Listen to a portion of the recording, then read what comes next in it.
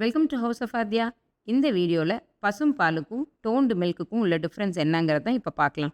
பசும் பால்ங்கிறது பசு மாட்டுலேருந்து எடுத்து அப்படியே நம்மளுக்கு பியூரிஃபை மட்டும் பண்ணி சுத்தம் பண்ணி அப்படியே பேக் பண்ணி கொடுத்துருவாங்க. அது பசும் பால். டோன்டு மில்க்குங்கிறது நிறைய ப்ராசஸ் போய் நல்லா சுத்தம் பண்ணி பாக்டீரியாஸ் எல்லாம் ரிமூவ் பண்ணி வரது தான் டோன்டு மில்க். இதில் பசும் பாலில் ஃபேட் கண்டென்ட் அப்படின்னு பார்த்தீங்கன்னா 3.5லேருந்து 4% இருக்கும்.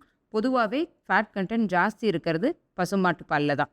இது டோன்டு மில்கில் வந்து நம்மளுக்கு ஃபேட் பர்சன்டேஜ் மாறி மாறி இருக்கும். கம்மியான ஃபேட் பர்சன்டேஜும் இருக்குது. ஜென்ரலாக நம்மளுக்கு கிடைக்கிறது எல்லாமே 3% இருக்கிற ஃபேட் கண்டென்ட் தான்.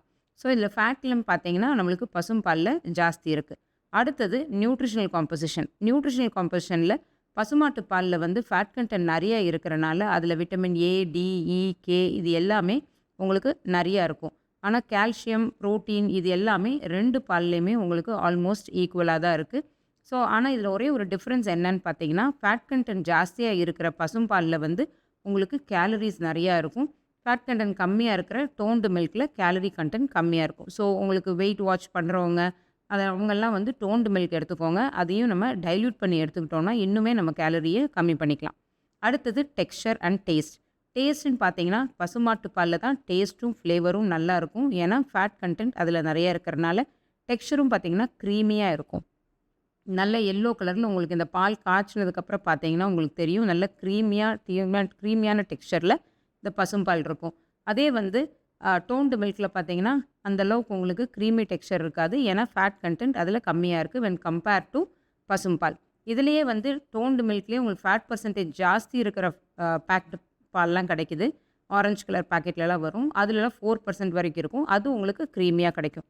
இப்போ பாருங்கள், இந்த 2 பாலையும் நம்ம காய்ச்சினோம். காய்ச்சினதுக்கப்புறம் இருக்கிற டிஃப்ரென்ஸை பார்த்தீங்கன்னா உங்களுக்கு நல்லா தெரியும்.